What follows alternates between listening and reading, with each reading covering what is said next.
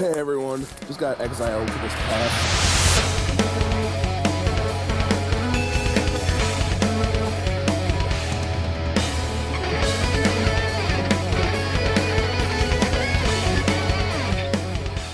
Here we are yet again to bring you another no bullshit review, this time on Path of Exile, the game where with enough time investment you are able to live out your wildest power fantasies akin to how the Master Chief with a battle rifle and infinite ammo would feel in a room full of unarmed grunts with the grunt birthday party skull on. Basically your build can get uber broken. Path of Exile is an action role-playing game, massively multiplayer online game, hack-and-slash free-to-play indie game according to Google, which is actually a pretty fine description of the game. The story is this. Daddy Dominus, who is a High Templar of the Order of Templars, has you exiled from the island of Oriath because depending on the class you selected, you've apparently committed some slight against the Order of Templars. You don't like that, and you didn't want to be exiled, so after waking up on the beach, you immediately set out for vengeance, destroying everything that would dare to attempt to impede your progress, even literal gods. Or just hungry corpses. You can play Path of Exile on controller or mouse and keyboard. Here's the platforms you can play it on, and for that one guy who commented that he liked that we do this part, here are the menu settings. Get the pause button ready if you want a freeze frame, otherwise just skip through it or watch it, because, you know, maybe you'll see something you want to tweak. Graphic-wise, the game looks like a generic overhead cam ARPG. If I were to put Path of Exile's graphics on a slider of 0 to 1 and compare it with Diablo 4 being a 1, then Path of Exile would probably be a 0.8. It's similar in quality to Diablo 4, just slightly worse. The textures and particles don't hurt to look at, but for fuck's sake, why has every single game in this genre copied Diablo's health and mana bar format? Do something else, please. Anyway, here's the system requirements. Just need a GTX 1050 Ti or better and you're good to go. The game's an ARPG. There aren't many mechanics. You can click to move, you can press your buttons on the keyboard to use abilities, and don't worry if you have a lot of buttons because you can press Control and the same buttons to use more abilities or press different buttons to use your potions, which can do anything from healing you to giving you mana to giving you move speed or armor or other kinds of buffs. And of course all the hotkeys for the menus. Look at all them boys. The pre-endgame gameplay flow is like this. Go to town, talk to NPCs for quests, find item or kill stuff for quest, go back to NPCs for turn-in and world map progression. Then, once you finish the campaign, you hit endgame, which has a shitload of things for you to do, but mostly it's going to be all about these things called maps. Basically, you get them off enemies and you use them to open a portal to a dungeon. You can also augment maps with fragments, which come in a few varieties, including but not limited to general fragments, breach fragments, scarabs, and eldritch. They can do things like adding a specific boss to a map, force a change to a map, add events to a map, add a master mission to a map, etc. and so forth. To expand on what a master is, they give you master missions, which are basically just side quests inside of maps. You get them from masters such as Einhar and Alva, which you can stumble upon randomly in the world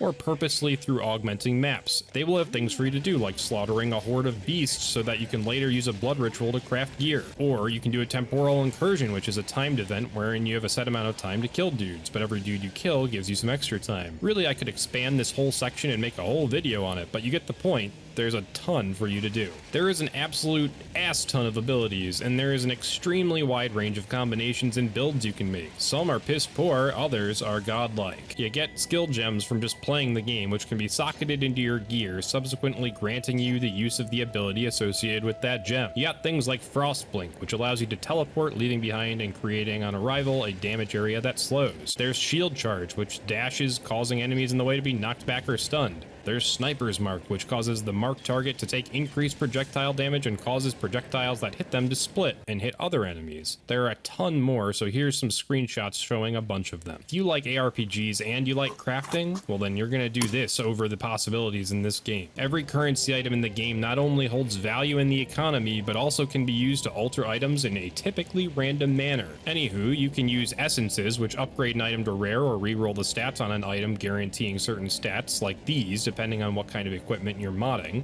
You can use some orbs on an item, which can upgrade rarity, give stat bonuses to an item, add sockets or links, etc. There's also bench crafting, which allows you to add one stat on an item and upgrade that stat. There are other crafting items too that do similar things, and there's so many varieties and stat types I could again make a whole separate video on the crafting in this game. Moving on though, there's a world map. Oh wowee, look at it. You can use it to fast travel to the blue circles from act to act. Within the world map is a host of unique environments for you to basically go to and do whatever you came to do and move on, as exploration isn't really rewarded with any type of hidden rewards. A few of these environments include the cave area, which is a cave, or shoot an alcohol commercial on the beach with Snoop Dogg, but instead of semi-illicit substances, you can smoke some tentacle dudes. How about the obligatory cathedral-themed area in the fantasy-themed ARPG? Or maybe the forest filled with fuckheads is more your speed. I love alliterations.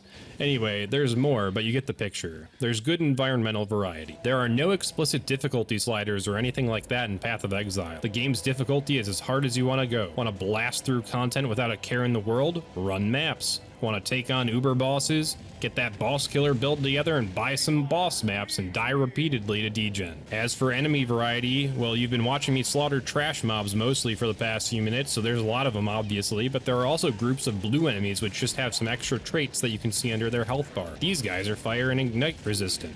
And these guys empower allies, which just makes them deal more damage and be harder to kill. There's also yellow enemies, which are a single elite mob that have better traits such as extra crits, life regen, and burning ground on death, which is pretty self-explanatory. Then there's bosses. Most bosses have one or two mechanics that you need to pay attention to, like the Brine King, who's a big disgusting crab thing who will pincer you and then go invulnerable. He also shrinks the arena with waves and then tries to zap you with lightning, which you must dodge. Do that and kill him. There's also Atziri, who just summons some copies of herself every so often and you kill them and rinse and repeat.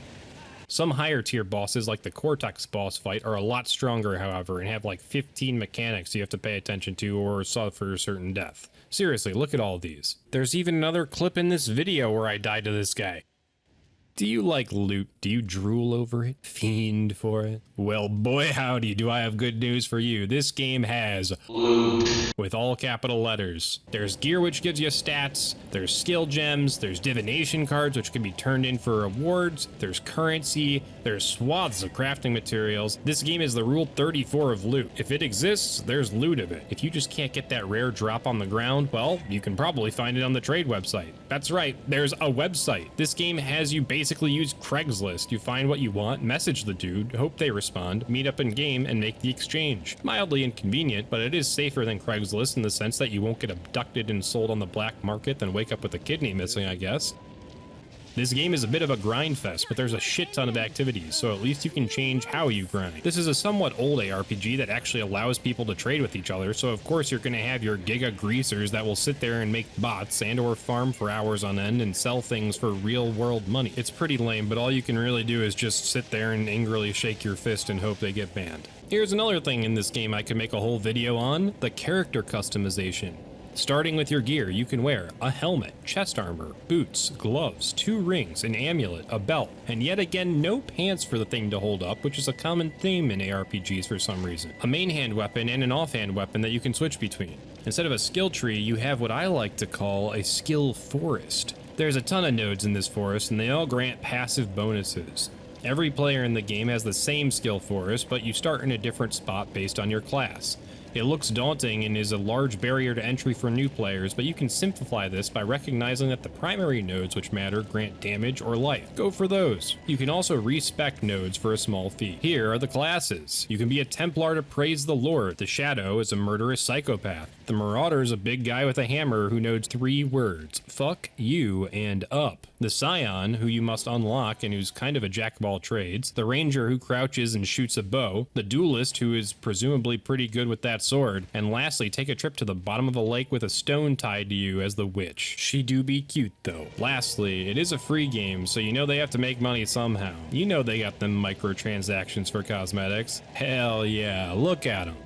This game is an ARPG. You will be playing and interacting with other players, unless you play solo self-found. You can play with up to 6 players in a party, which you mostly would do for the campaign, but you can also do some giga endgame magic finding and blasting. There is PvP in the game, but I say PvP in the loosest way possible, and it's really unbalanced. It only has a 1v1 duel format. Certain builds just wreck other builds with 0 chance of counterplay. It's pretty mid, but it can be kind of fun to screw around with your buddies in the arena. There are a few ways to be an asshole to other players in this game, mainly by joining people's public games and making things harder for them and not contributing and just running around in circles. Party owner can always kick you if you're being an idiot though, so there's at least that. For the bad stuff in this game, there's sometimes server lag that happens. After it stops, you have to play catch up and everything goes really fast to sync back up with real time. It gets worse depending on your allies and your own build. If you got a ton of big AoE damage number calculations with dots and visuals going on, it can really mess things up. It does look pretty funny though. To recap, the story content in the actual game is surface level to the lore of this universe. If you like a story, well, holy does it exist if you go to the Path of Exile wiki and read about the history of Rayclast. The game is that of a typical ARPG, but it does shine in the amount of customization you can do to your character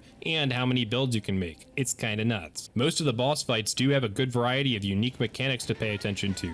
Graphics are decent. Environmental variety is good.